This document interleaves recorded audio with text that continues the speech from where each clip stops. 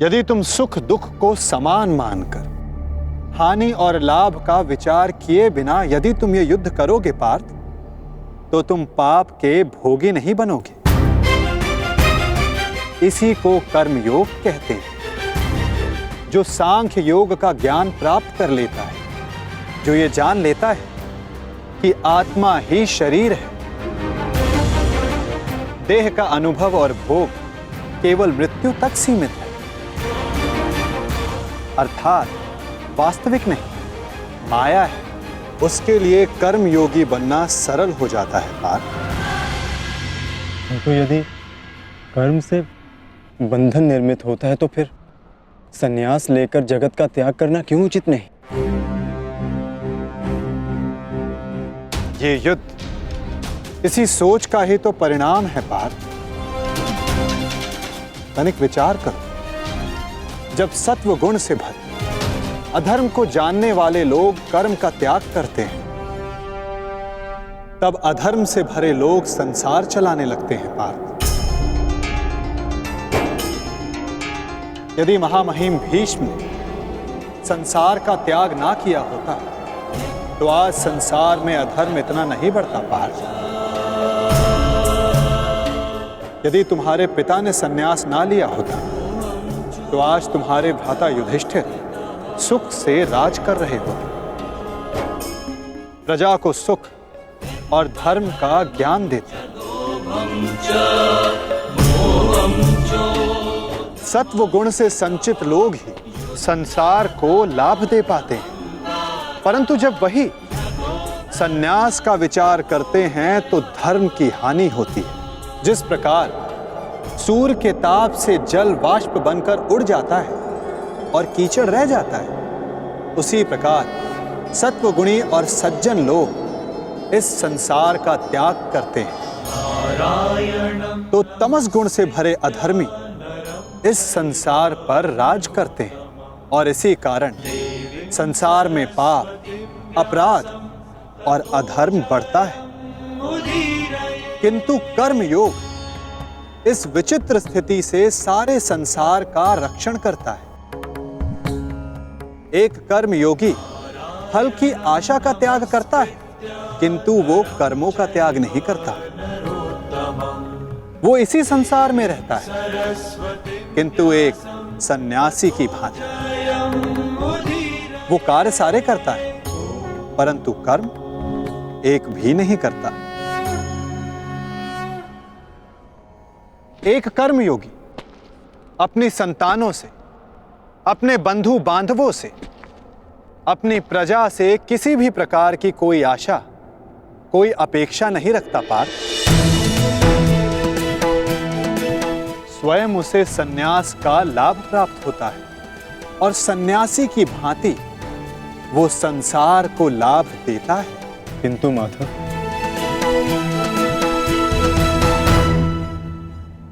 मनुष्य अपनी संतानों को सुखी रखने के लिए परिश्रम करता है, वो अपनी संतानों से अपेक्षा कैसे ना रखे माधव?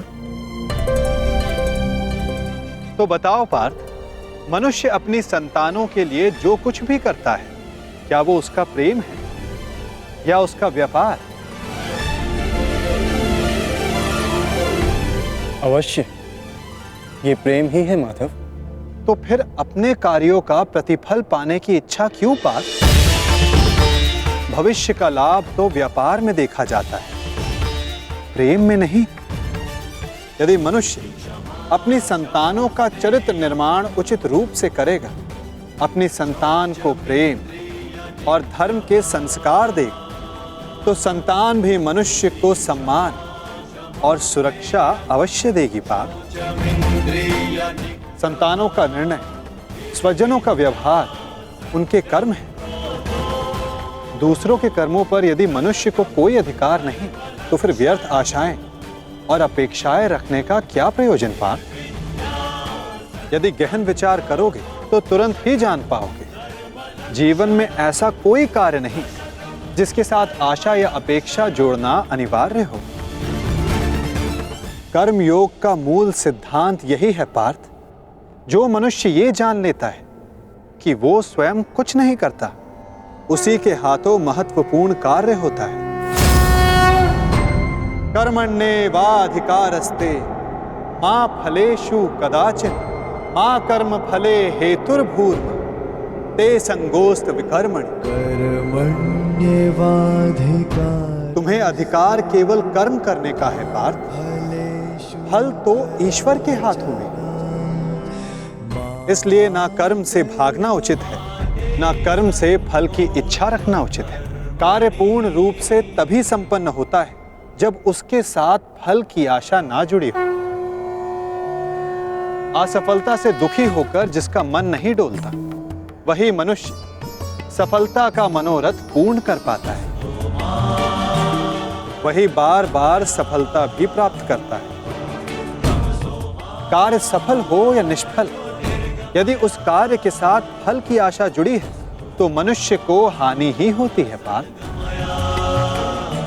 ध्यायतो विषयाम पुंसः संगस्तेषुपजायते संगात संजायते कामा कामात् क्रोधोऽभिजायते क्रोधात् भवति सम्मोहः सम्मोहात् स्मृति विभ्रमः स्मृति ब्रह्मशात् बुद्धिनाशः बुद्धिनाशत प्रणश्यति। फल की आशा कामना है और कामना का स्वभाव है कि वो कभी भी पूर्ण रूप से संतुष्ट नहीं हो सकती। असंतोष कारण होता है क्रोध के जन्म, और इसी क्रोध से अहंकार और मोह जन्म लेता है। यदि सद्ज्ञान पाने की इच्छा ना हो तो सद्ज्ञान पाने की बुद्धि कहां से आएगी? और बुद्धि के जाने पर अनुचित प्रकार के कार्य होने लगते हैं। अनुचित कार्य करने वाला अपराधी होता है और अपराधी दंड का पात्र होता है, समाज में तिरस्कार का पात्र होता है। अपनी बुद्धि को स्थिर करो, स्वयं को आत्मा जानो, सारे मिथ्या बंधनों को तोड़ दो, फल की आशा का त्याग करके कर्म करते रहो। परंतु स्थिर प्रज्ञा होने का मार्ग क्या है माता? सांख्य योग पार्थ। सांख्य योग के कारण मनुष्य सदैव परमात्मा का निरंतर स्मरण करता है। परमात्मा के निरंतर स्मरण से उसके हृदय में समर्पण का भाव जागृत होता है और उसे ही भक्ति कहते हैं पार्थ। भक्ति से मनुष्य को सत्य और असत्य का ज्ञान प्राप्त होता है और उस ज्ञान से मनुष्य को परमात्मा के दर्शन होते हैं। जो परमात्मा के दर्शन कर लेता है वो वास्तव में कर्मयोगी बनता है। वो जन्मों के फेरों से छूटकर, उससे मुक्त होकर मोक्ष को प्राप्त करता है। सभी आत्माओं का अंतिम लक्ष्य वही है और धर्म का अंतिम चरण भी वही है पार्थ।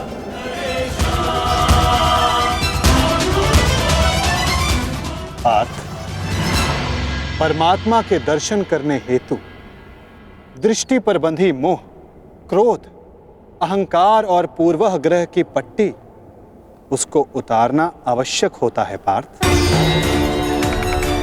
यदि अंधेरे कक्ष में बैठा मनुष्य तुमसे ये पूछे कि मैं सूर्य के दर्शन कैसे करूं, तो उसे क्या कहोगे पार्थ?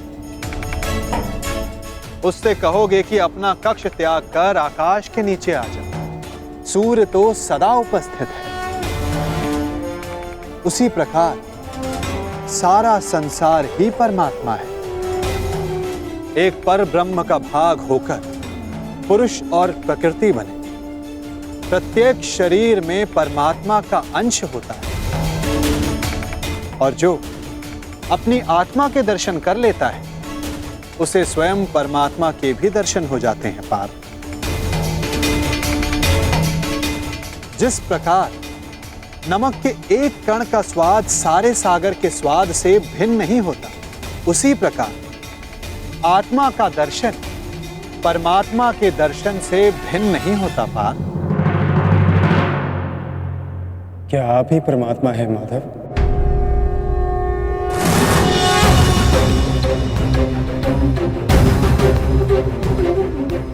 अवश्य, केवल मैं ही नहीं, तुम भी परमात्मा हो अर्जुन।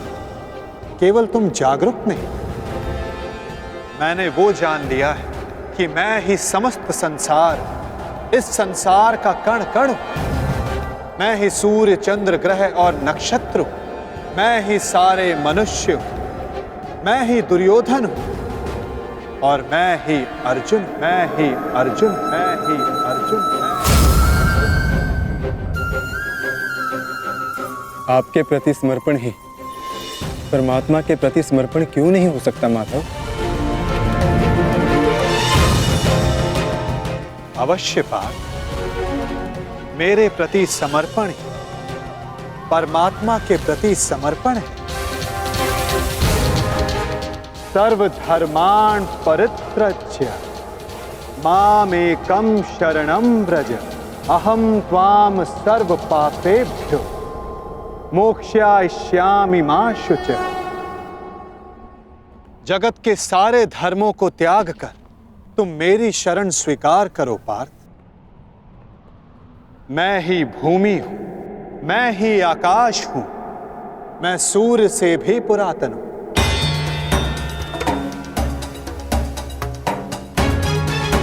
मैं किसी वृक्ष पर खिली कली से भी नया हूं। मैं ही स्वर्ग और नर्क को धारण करने वाली शक्ति हूं पार्थ। किंतु वो कैसे संभव है माधव? आपका जन्म बहुतों ने अपने जीवन काल में देखा है।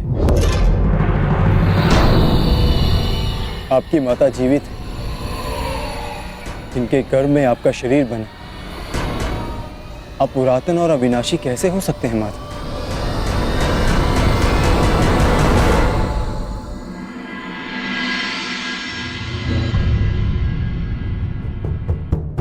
तुम शरीर को देख रहे हो पार्थ, और मैं आत्मा की बात कर रहा हूं।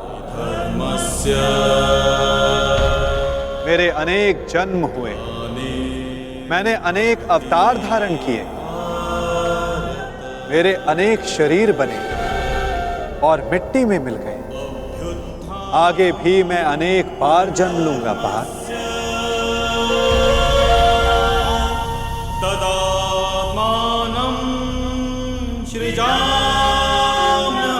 यदा यदा हि धर्मस्य ग्लानिर्भवति भारत, अभ्युत्थानम् अधर्मस्य तदात्मानं सृजाम्यहम्। परित्राणाय साधूनां विनाशाय च दुष्कृतां धर्म संस्थापनार्थाय संभवामि युगे युगे।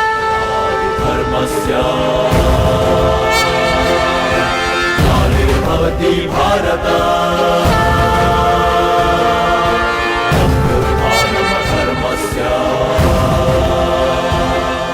जब जब संसार में अधर्म बढ़ता है पार्थ, जब साधुओं को मुक्त कराने का समय आता है, जब अधर्मियों का नाश निकट होता है, तब धर्म की स्थापना करने मैं स्वयं जन्म लेता हूं।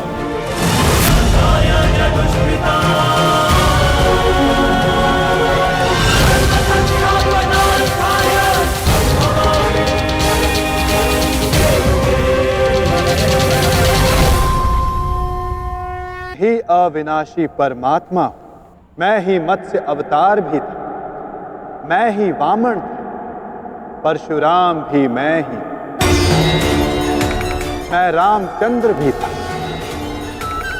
ब्रह्मा विष्णु महेश मैं, विद्या लक्ष्मी और काली मैं ना पुरुष, ना स्त्री, ना नपुंसक, मैं ना शरीर हूं, ना शरीर का अंग हूं।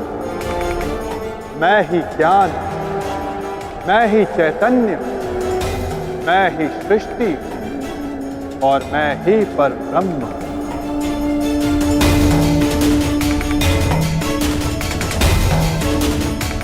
जब तुम भी आत्मज्ञान प्राप्त कर लो, तब तुम भी स्वयं को मुझसे अभिन्न और जुड़ा हुआ पाओगे पार्थ। तब तुम भी मेरी ही भांति स्वयं को परमात्मा के रूप में जानोगे।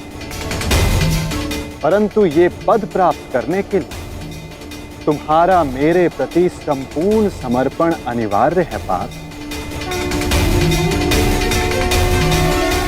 और ये समर्पण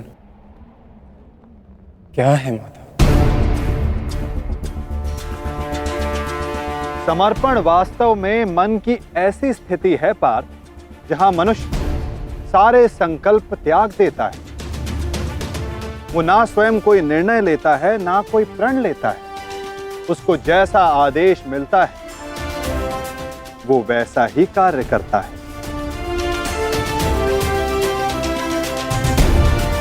वास्तव में समर्पण का अर्थ होता है जब कोई अपने आप को किसी को अर्पण कर दे।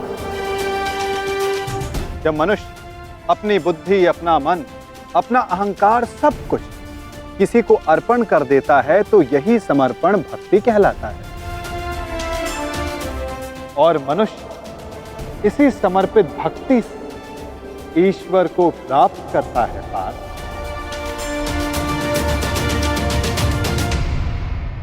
माधव, पत्नी का समर्पण पति की ओर होता है, युद्ध का समर्पण सेनापति की ओर होता है। शिष्य के मन में गुरु भक्ति होती है।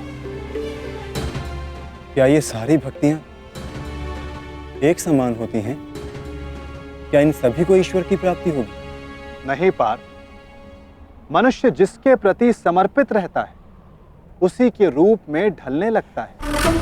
उसके मन में ना संदेह जन्मता है ना प्रश्न। दुष्ट मनुष्य के प्रति जिसका समर्पण होता है उसके कार्य भी दूषित हो जाते हैं। अंगराज कर्ण धर्म को जानते हुए भी दुर्योधन के अधर्म को समर्पण दिया। इस समर्पण से कर्ण को ईश्वर की नहीं दंड की प्राप्ति हो।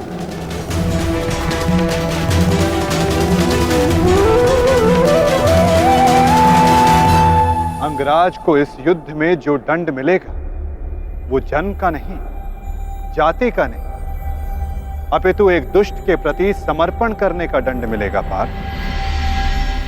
इसलिए समर्पण भी उत्तम भाव के प्रति होना आवश्यक है। जैसा भाव वैसी भावना और वैसे ही भक्ति पार्थ।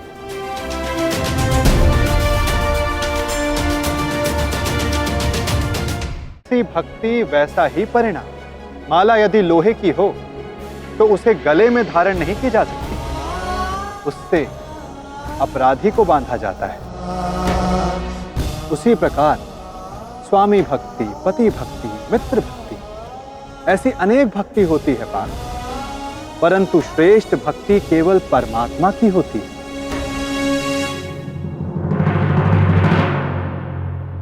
किंतु परमात्मा की भक्ति का सांख्य तथा कर्म योग से क्या संबंध है माधव? सांख्य योग से मनुष्य आत्मा को जानता है और कर्म योग से मनुष्य जीवन के संबंधों से मुक्त हो जाता है। भक्ति के कारण मनुष्य परमात्मा के वास्तविक रूप का ज्ञान पाता है और परमात्मा के ज्ञान से मनुष्य जीवन मरण के फेरों से मुक्त होकर सच्चिदानंद स्वरूप को प्राप्त करता है। जैसे जल की एक छोटी सी बूंद सागर में समाकर स्वयं सागर बन जाती, उसी प्रकार मनुष्य परमात्मा में समाकर परमात्मा बन जाता है। अर्थात इस शरीर का कोई महत्व नहीं माधव। शरीर का महत्व अवश्य है पार्थ, क्योंकि यही माध्यम है कर्म करने का। जिस प्रकार एक योद्धा के लिए शस्त्र आवश्यक, ठीक उसी प्रकार एक जीव को अपना लक्ष्य प्राप्त करने के लिए शरीर आवश्यक है। इस शरीर के माध्यम से परमात्मा का साक्षात्कार संभव है।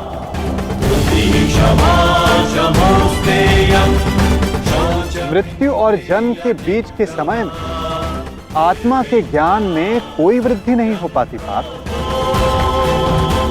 इस जन्म में जो अनुभव, विचार और ज्ञान प्राप्त होते हैं, आत्मा उसी को लेकर नया शरीर धारण करती है। आत्मा की प्रगति और अधोगति केवल शरीर में रहकर ही हो सकती है। क्या यहाँ उपस्थित लोगों का वध कर देने से उनके उद्धार की संभावना का नाश नहीं होगा माधव? क्या उनका वध कर देना ही करुणा है? तुम्हारे शत्रु धर्म की सीमा पार कर चुके हैं पार्थ। अधर्म करना उनका स्वभाव बन गया है, जो अपराध है। और अपराधियों को उद्धार करने का अवसर एक सीमा तक ही दिया जा सकता है।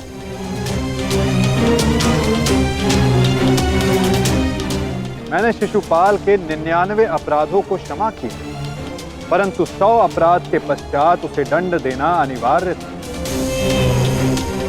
यदि एक अपराधी को अपराध करने दिया जाए तो उसका अधिक से अधिक पतन ही होता है। उसे अधर्म से रोकने में ही करुणा है पार्थ। और ये आत्माएं मरेंगी नहीं, अधर्म से दूषित हुए शरीर का त्याग करेंगे। उस शरीर में प्रगति की संभावना अधिक होती है पार्थ। इस दृष्टि से तुम्हारा इन सब का वध करना उचित है।